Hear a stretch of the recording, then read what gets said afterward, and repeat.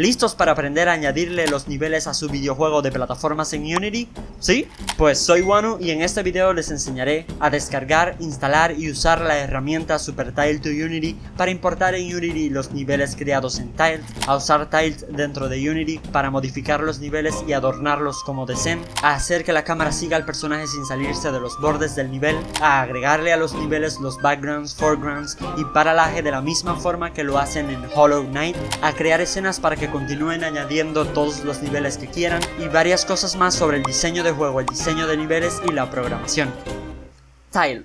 Unity tiene todas las herramientas y funciones necesarias para crear los niveles de un videojuego. Sin embargo, todas estas se las mostraré otro día, porque hoy les enseñaré cómo preparar los escenarios partiendo de los niveles creados en Tiled, un editor de mapas 2D que en un video anterior de este curso mi amigo Melpixela les enseña a utilizar, y una herramienta maravillosa que nos facilitará la creación de niveles para nuestros videojuegos.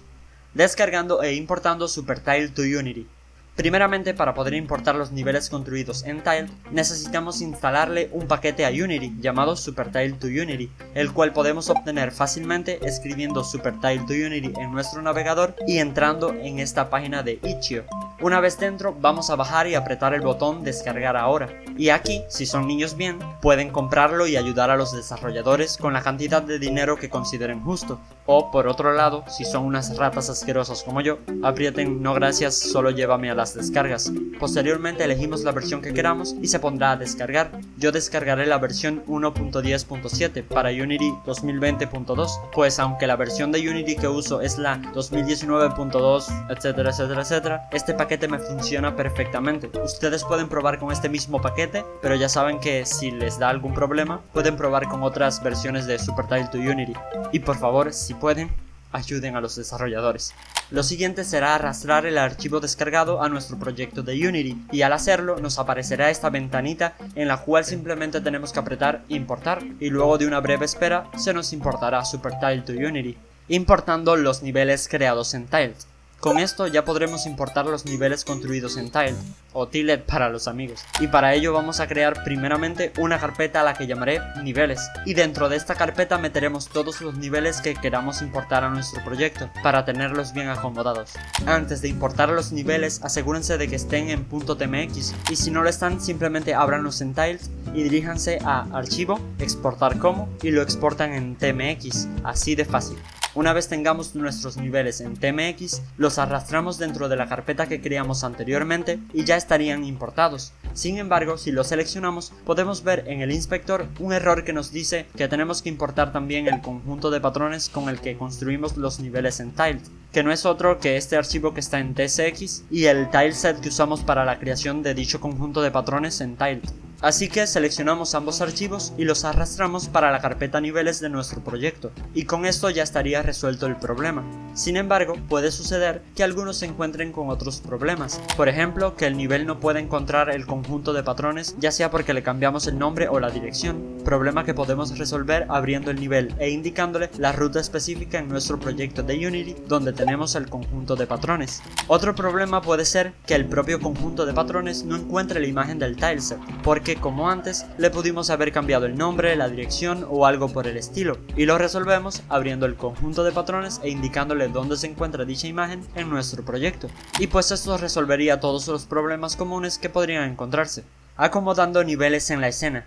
Empecemos por el primer nivel. Para agregarlo a la escena basta con arrastrarlo hacia la vista de la escena, y para acomodarlo podemos seleccionar la herramienta mover y moverlo donde queramos. Yo lo que haré será ponerlo en las coordenadas 00 y acomodar posteriormente al personaje y a la cámara en el nivel. Ahora vamos al terreno del nivel y lo incluimos en la capa suelo para que el personaje pueda interactuar correctamente con él. Entonces reproducimos y comprobamos que podemos caminar por el suelo del nivel sin problemas. En caso que queramos hacerle algún cambio al nivel, SuperTile to Unity nos lo facilita bastante, pues basta solamente con darle doble clic al nivel en los recursos y se nos abrirá en Tiled, donde podremos efectuar todos los cambios deseados, y al guardar estos cambios aparecerán inmediatamente en nuestro proyecto en Unity, lo que agiliza el flujo de trabajo enormemente.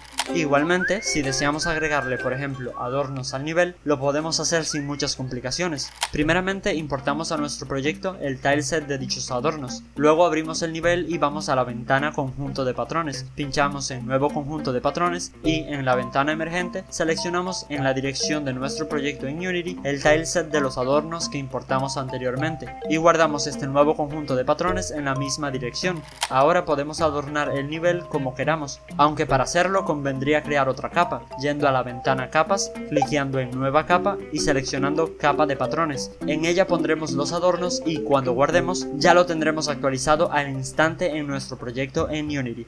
Funcionalidad y apariencia. Sin embargo, no les recomiendo que en este punto del desarrollo se pongan a adornar el nivel, pues aunque en teoría lo consideren perfecto, no sería raro que al ponerlo a prueba haya cosas del terreno que necesiten ser cambiadas. Poner tierra extra puesto que el hueco que hicieron era demasiado grande para el salto del personaje, quitar o mover un pedazo de tierra que entorpecía la partida, agregar un elemento interactivo nuevo, en fin, una serie de cosas que podrían obligarnos a cambiar el nivel y que, de tener adornos, serían cosas extras que deberíamos estar moviendo o quitando, lo que entorpecería el flujo de trabajo. Así que grábense esta regla del desarrollo de videojuegos: la funcionalidad es prioritaria a la apariencia, o sea que primero tenemos que asegurarnos que algo funciona perfectamente y cumple todos sus objetivos sin problemas y ya luego lo ponemos bonito. ¿Cómo hacer que la cámara siga el personaje? Los escenarios casi siempre van a ser más grandes que los límites de la cámara, lo que significa que, al estar la cámara quieta, llegará un punto en el que no podremos ver al personaje, por lo que tendremos que hacer que la cámara siga al PJ.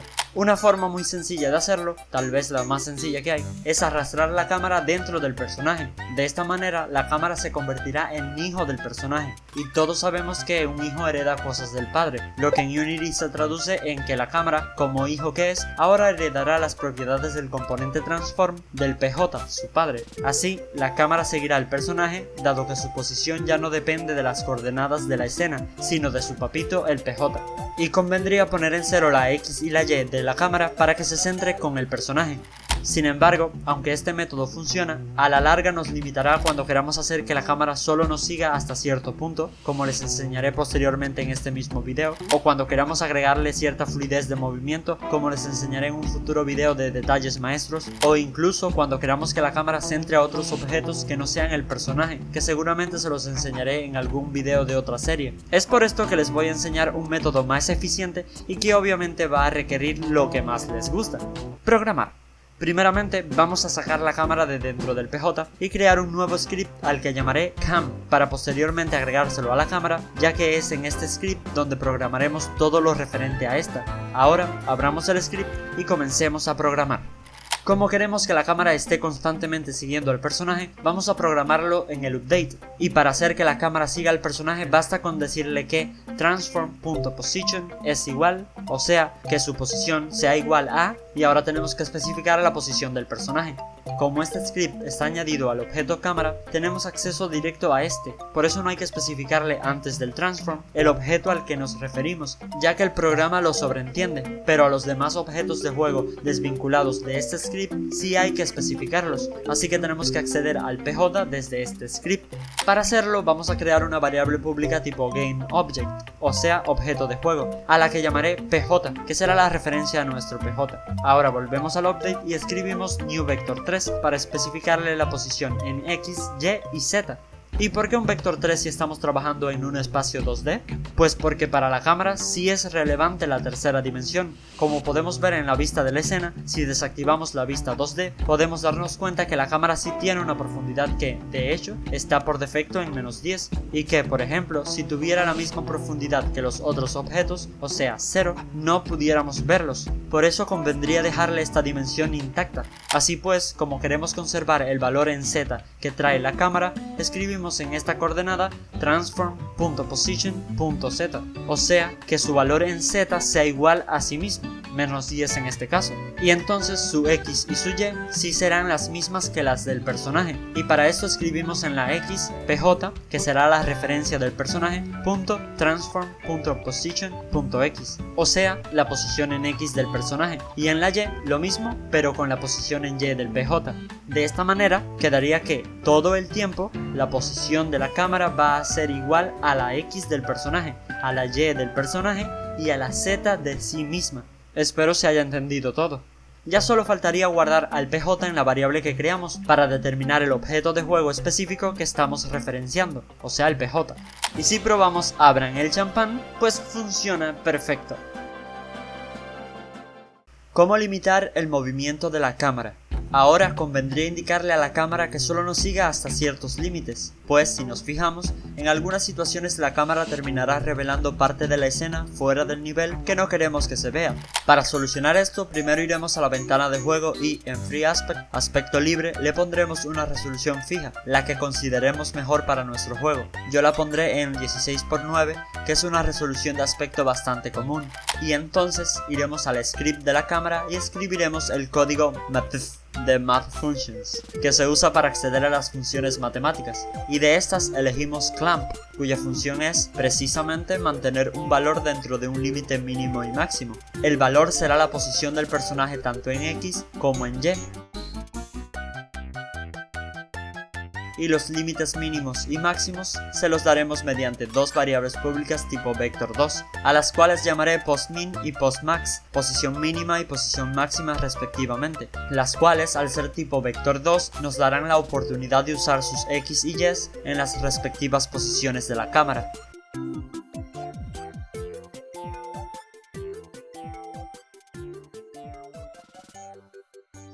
Con esto la cámara siempre va a seguir en la posición del personaje, mientras esta posición se encuentre dentro de estos rangos. Cabe mencionar que los códigos no tienen por qué escribirse a lo largo siempre, perfectamente podemos darle Enter, luego de una coma por ejemplo, y continuar escribiendo abajo, de tal manera que quede la misma sentencia en dos bloques, esto también está bien. Ahora guardamos y tenemos que especificar los límites desde el inspector, y para saber cuáles serán estos límites, primeramente vamos a mover la cámara a la esquina inferior izquierda que consideremos como límite en nuestro nivel. Una vez situada la cámara aquí, miramos su posición y esta será la posición mínima, o límite inferior, tanto en X como en Y. Así que ponemos estos números en la variable postmin, la X en la X y la Y en la Y. Y para la posición máxima o límite superior, situamos la cámara en el otro extremo, la esquina superior derecha, y copiamos su posición en la variable postmax. Así la cámara solo se moverá dentro de los límites en X y Y que le especificamos. Fondos. Para agregar los fondos, lo primero es tenerlos importados, que por cierto, si quieren aprender a dibujar estos tipos de fondos, pueden chequear el video que tiene OmelPixel al respecto, link en la descripción.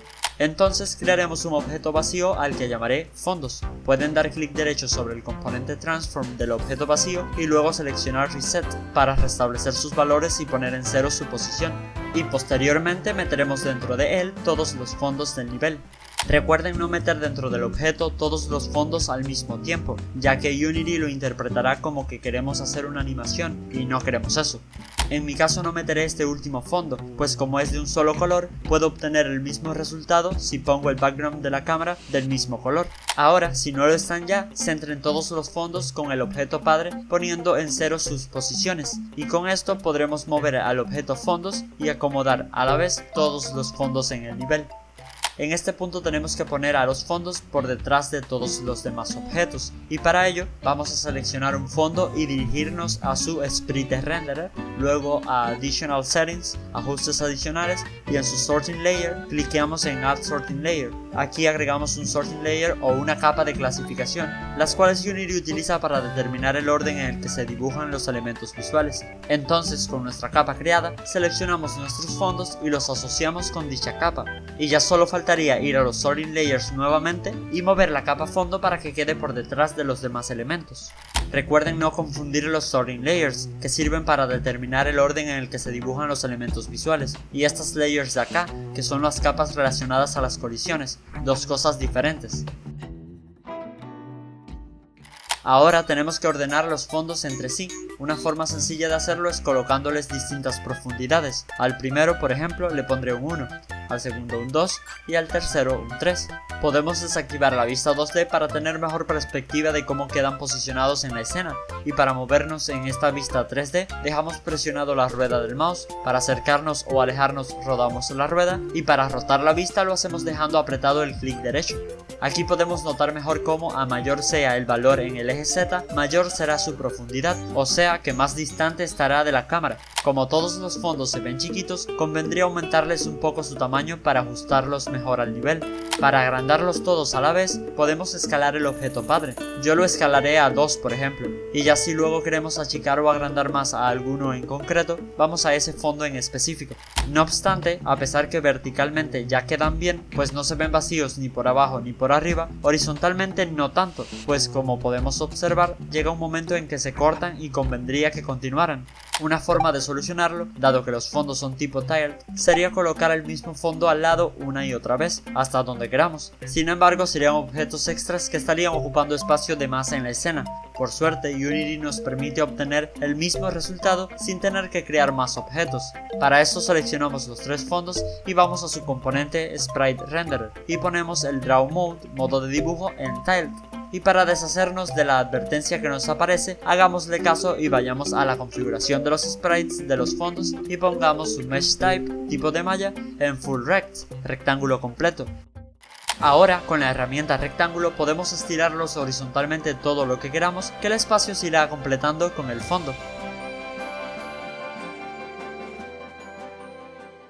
Paralaje o Parallax. En este punto es bastante sencillo agregarle el paralaje, simplemente tenemos que ir a la cámara y cambiar la proyección a perspectiva y ajustar el campo de visión hasta que quede como lo queremos.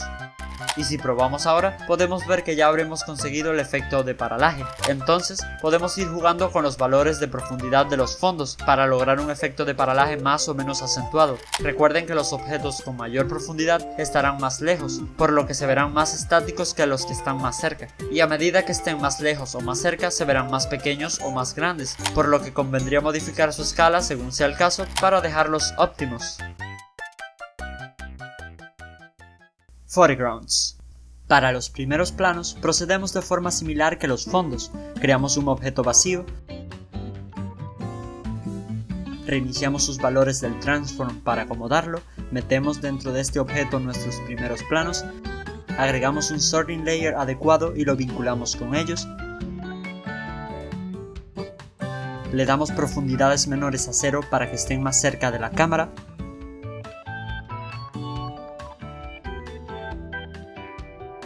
y ya solo quedaría moverlos, rotarlos, invertirlos, escalarlos, en fin, acomodarlos hasta dejarlos como nos guste. Más allá de meramente ambientar y decorar, podemos darles otros usos más creativos a los primeros planos. Por ejemplo, podemos utilizarlos para ocultar trampas o ítems a simple vista, con el objetivo de sorprender y asombrar al jugador. También lo podemos usar a modo de delimitadores, como señales visuales de que cierto sitio es inaccesible y que hasta ahí llega el camino. Y si le ponen más neuronas al asunto, seguramente se les ocurrirá otras cosas interesantes para hacer con ellos. Y para terminar con el tema de los primeros planos, recuerden, así como hacen con el código, guarden también la escena para que no pierdan los cambios realizados en esta. Creando más niveles. Para empezar, vamos a la carpeta escenas y le vamos a cambiar el nombre a la única escena que tenemos hasta ahora, la misma que tenemos abierta, y le damos Reload para volver a cargarla, ya que modificamos su nombre. Ahora vamos a File, Archivo y cliqueamos Save As, o simplemente apretamos Ctrl Shift S para guardar esta misma escena con otro nombre, que será el nivel 2, por ejemplo. Ahora tendríamos dos escenas, nivel 1 y nivel 2, que son la misma cosa, así que vamos a modificar esta segunda escena para convertirla adecuadamente en el nivel 2. Para esto voy a borrar el mapa del nivel 1 e importar el del nivel 2 y lo acomodamos poniéndolo en la posición 00. Recordemos también poner el tilemap del suelo en la capa suelo, para que el personaje pueda interactuar con este debidamente. Entonces, con la herramienta mover, acomodamos al personaje y a la cámara en el nivel. Y si van a utilizar los mismos fondos del nivel anterior, como es mi caso, solo sería acomodarlos correctamente. Y en caso de que quieran usar otros fondos, pues lo hacen como mismo les enseñé hace un rato. Y para los primeros planos, lo mismo con lo mismo, no hay pérdida.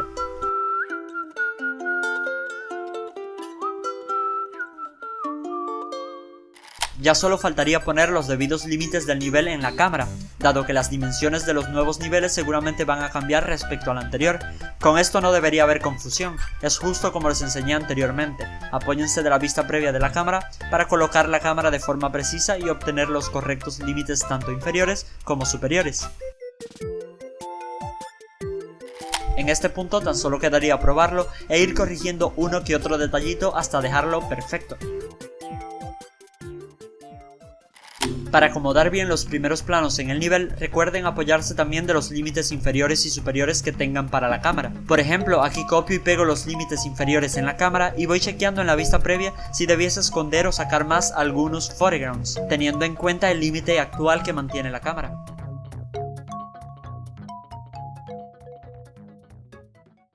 Si la vista previa de la cámara se les queda pequeña, recuerden que pueden modificar la disposición de las ventanas para ver la vista de la escena y la vista de juego al mismo tiempo. Así podrán presenciar mejor cómo van quedando los complementos que están acomodando.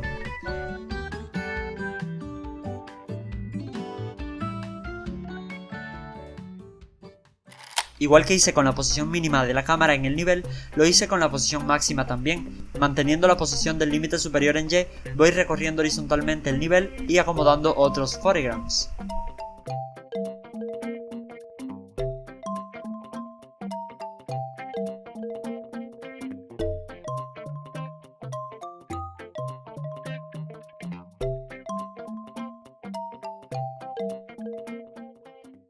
Por cierto, recuerden que cualquier cambio que hagan en el nivel mientras el juego se está reproduciendo, se revertirá cuando dejen de reproducirlo.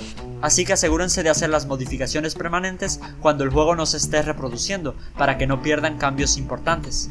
Sin embargo, pueden aprovechar esta característica para hacer todas las modificaciones arriesgadas y si no les convencen, cierran el juego y no habrán perdido nada importante.